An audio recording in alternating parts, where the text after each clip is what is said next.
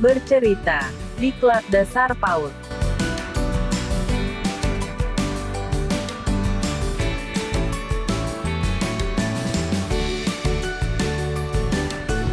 Bercerita adalah menuturkan secara lisan kepada orang lain mengenai suatu kejadian atau pengalaman yang mengisahkan tentang perbuatan dalam upaya untuk mengembangkan potensi kemampuan berbahasa.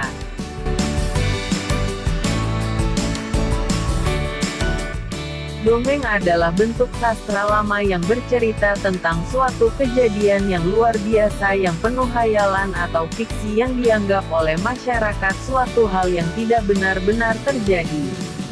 Dongeng merupakan bentuk cerita tradisional atau cerita yang disampaikan secara turun-temurun dari nenek moyang.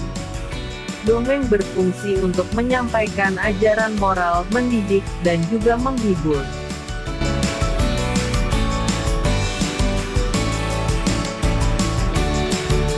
Metode bercerita merupakan salah satu pemberian pengalaman bagi anak usia dini dengan membawakan cerita kepada anak secara lisan.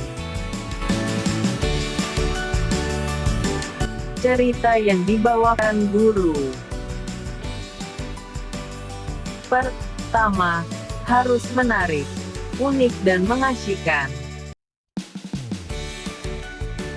Kedua, memberikan perasaan gembira dan lucu.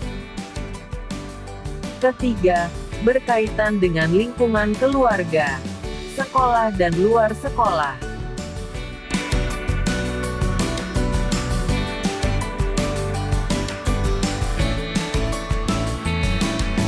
Teknik bercerita yang perlu diperhatikan dalam teknik bercerita yaitu: A. Guru harus mempunyai kemampuan berbicara yang baik.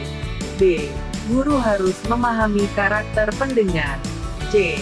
Guru mampu meniru suara-suara. D. Pintar mengatur nada dan intonasi. E. Guru memiliki gestur tubuh yang menarik. F. Guru memiliki keterampilan memakai alat bantu. Media bercerita. Dalam bercerita guru dapat menggunakan media alat bantu antara lain. Pertama, guru dapat membaca langsung dari buku gambar. Kedua, guru dapat menggunakan papan flanel. Ketiga, guru dapat menggunakan boneka. Keempat, guru mengajarkan bermain peran dalam suatu cerita. Kelima, guru bercerita tanpa media. Keenam, teknik bercerita bisa berhasil jika pendengar mampu menangkap jalan cerita serta merasa terhibur. Selain itu, pesan moral dalam cerita juga diperoleh.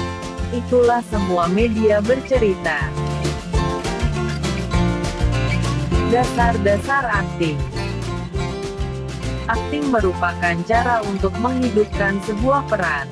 Bermain peran itu mudah, tapi diperlukan latihan keras untuk menguasai teknik akting yang baik.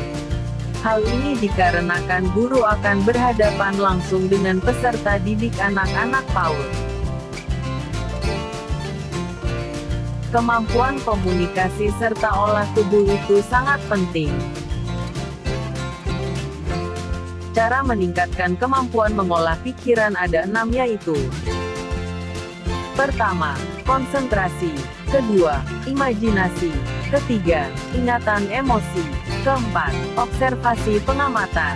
Kelima, motivasi. Keenam, penafsiran peran. Inilah 6 cara meningkatkan kemampuan mengolah pikiran. Untuk mampu berakting dengan baik diperlukan kemampuan khusus yaitu: pertama, kemampuan mengolah pikiran. Kedua, kemampuan mengolah perasaan. Ketiga, kemampuan mengolah vokal. Keempat, kemampuan mengolah tubuh. Inilah kemampuan khusus untuk berakting dengan baik. Cara meningkatkan kemampuan mengolah perasaan.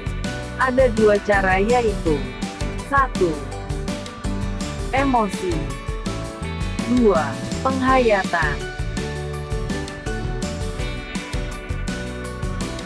Emosi adalah perasaan intens yang ditujukan kepada seseorang atau sesuatu. Emosi adalah reaksi terhadap seseorang atau kejadian. Emosi dapat ditunjukkan ketika merasa senang mengenai sesuatu, marah kepada seseorang, ataupun takut terhadap sesuatu. Kata emosi diturunkan dari kata bahasa Prancis émotion, dari émouvre, kegembiraan, dari bahasa Latin emovere, dari varian X, luar, dan movere, bergerak. Kebanyakan ahli yakin bahwa emosi lebih cepat berlalu daripada suasana hati. Sebagai contoh, bila seseorang bersikap kasar, manusia akan merasa marah. Perasaan intens kemarahan tersebut mungkin datang dan pergi dengan cukup cepat, tetapi ketika sedang dalam suasana hati yang buruk, seseorang dapat merasa tidak enak untuk beberapa jam.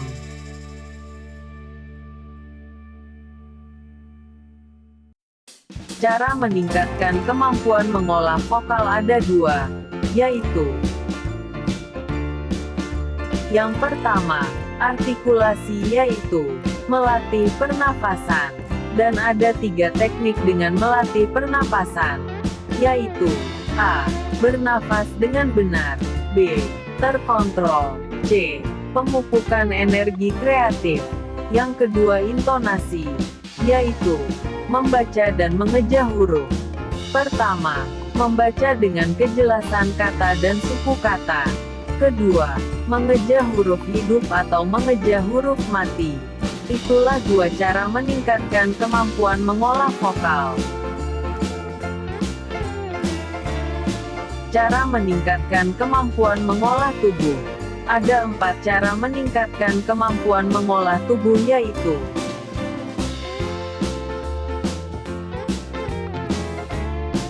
melatih kelenturan otot-otot anggota tubuh, seperti bagian leher, mata, mulut, ekspresi. Bagian tangan seperti jari-jari, pergelangan, lengan, bahu. Bagian kaki seperti pergelangan lutut, tungkai, langkah. Kedua, pemanasan. Ketiga, eksplorasi. Dan terakhir, sinkronisasi. Itulah 4 cara meningkatkan kemampuan mengolah tubuh agar semakin luar biasa dalam bercerita.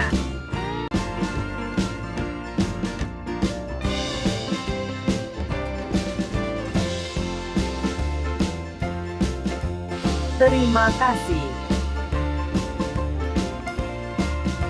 Semoga bermanfaat dan semakin profesional dalam mengajar, mendidik dan mencerdaskan anak-anak PAUD di lembaga Anda masing-masing.